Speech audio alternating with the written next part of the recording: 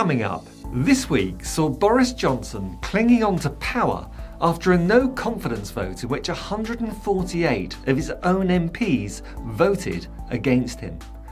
An unexpectedly large rebellion that leaves him badly weakened. The man labelled by his former senior advisor Dominic Cummings as the out-of-control shopping trolley has now completely lost at least one wheel. But the first British Prime Minister in history to be convicted of a crime whilst in office has declared in Parliament that absolutely nothing and no one will stop him continuing in office. He says that we should now draw a line under the question of his leadership and focus instead on the things that matter, like the cost of living crisis. In this video, I want to do precisely that. Stay tuned. If you enjoy this video, please like and share using the buttons below. If you haven't subscribed yet, please do. And you can then click the bell to be alerted to my new videos and have the option of hitting the thanks icon to make a small contribution towards my research and production costs, but only if you can afford it and only if you really want to. Just watching this video to the end is all the thanks I need. After 12 years of Tory rule, there's a cost of living crisis which is out of control with very little prospect of it being ended anytime soon. In fact, the government's response is to blame the last Labour government for failing to build new homes or nuclear power stations 12 years ago. After 12 years of Tory rule, wages aren't keeping up with soaring prices and poverty pay is rife. National Health Service trusts are having to arrange food banks not for needy patients attending the hospital, but for their own staff, who, like workers throughout the economy, suffer wages that are not keeping up with the increasing cost of living. We're now having to pay £100 for a tank of fuel. We're experiencing world-beating food price inflation, astronomical fuel bills, huge council tax charges, and ever-increasing housing costs. Meanwhile, Boris Johnson's government have raised taxes 15 times in the last 2 years, so that they're now at their highest level since the 1950s. In other words, for those of us under 70 years old, the highest tax burden of our lifetime. The Tories say, it's all to do with COVID. But this is far from being an explanation.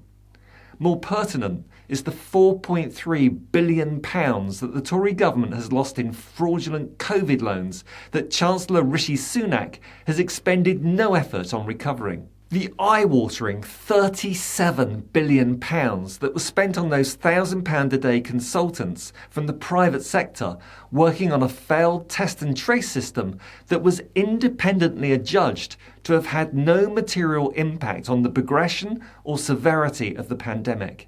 It saved no lives. And a further wasted £8.7 billion on unusable or undelivered PPE from Tory cronies and donors awarded contracts through an illegal red carpet VIP lane set up by Michael Gove to reward political favours rendered to the Conservative government. Even now, they're giving away £400 windfalls to homeowners to cover increased fuel costs. And if you have more than one home, you get more than one lot of £400. There's 61,000 people in the UK who own 3 properties, so will receive £1,200. So that's another £73 million of taxpayers' money taken from the poor and given to the rich. Add to that the estimated £1 billion spent on Jubilee celebrations, and you really do have to question whether this government has any interest at all in tackling the cost of living crisis, as they spend a further £12 million sending Jubilee mugs and books about the Queen to school kids who are on free school dinners because their families have been pushed into poverty by Tory policies. All these factors are unique to the UK. So when you hear the right-wing whataboutery pointing to a global cost of living crisis, it's important to bear in mind that here in the UK, it's worse. Annual global inflation is set to reach a high of 6.7% later this year, but UK inflation is already running at 9% and rising. COVID and Ukraine are factors that affect the whole world, but only in Britain are we having to deal with the ongoing disaster of Brexit and the record tax hikes I've already mentioned. The Bank of England admitted last month that Brexit is costing the UK economy about £1.65 billion per week.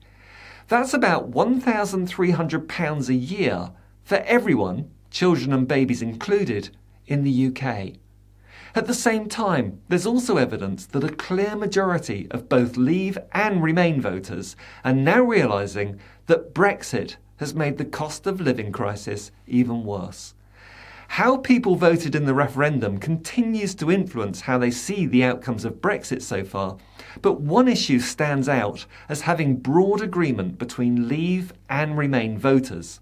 Among both groups of voters, a clear majority believe that the cost of living in Britain is higher as a result of the United Kingdom being outside the EU. While a larger proportion of Remain voters take this position, 78%, it's nonetheless a clear majority view among Leave voters too, at 57%. With the cost of living crisis being the number one issue for voters in the UK right now, then I can't help but conclude that the Brexit narrative will become ever more about it being a failure and a mistake.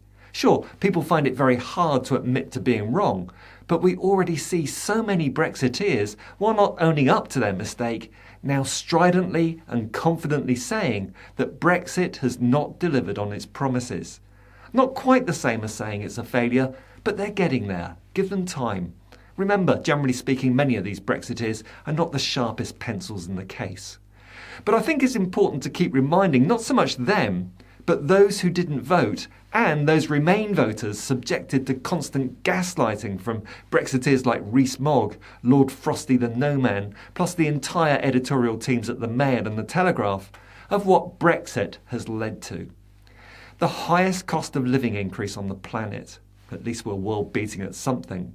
Research conducted by the London School of Economics estimates that the increase in UK-EU trade barriers since Brexiting has raised food prices in the UK by 6%, and no other country in the world has suffered that self-inflicted damage to their own economy. With Conservative MP Tobias Ellwood this week proposing rejoining the single market as a way of reducing many Brexit-related problems, including the cost of living crisis, for the first time since the referendum, I'm actually starting to feel a tinge of optimism. Ellwood argued that exports to Europe have shrunk by £20 billion annually, and that this could be restored if we rejoined the EU single market and followed the Norway model. Of course, he's attracted the ire of the Brexiteers in his government, but I'm old enough to remember that during the referendum campaign, leave.eu were assuring us that Brexit would not mean leaving the single market in the first place. Now,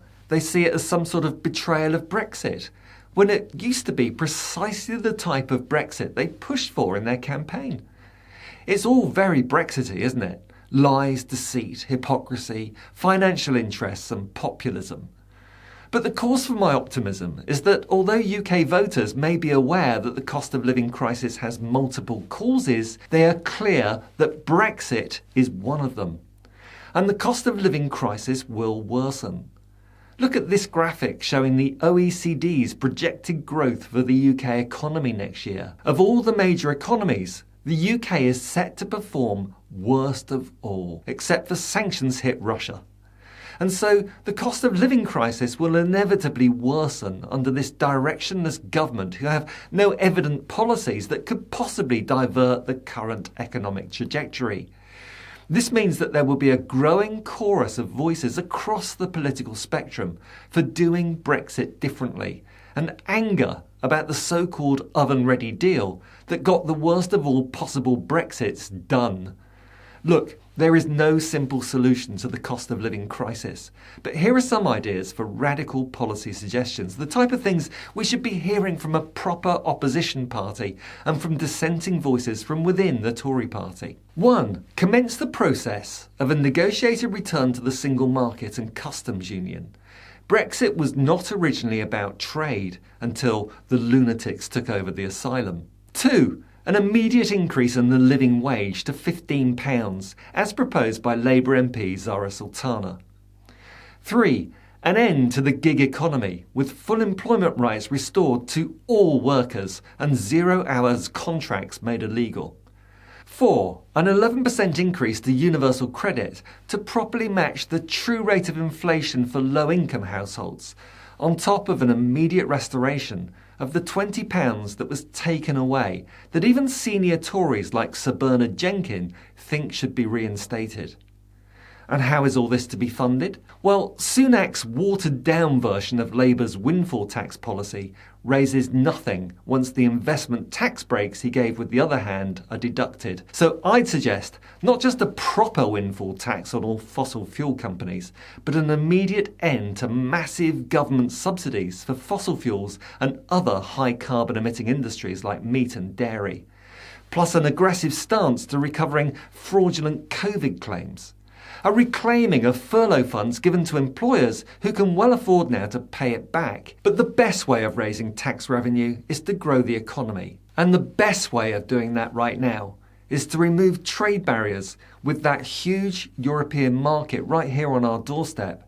And as senior Tory Tobias Ellwood has proposed, to start talks with the EU on rejoining the single market.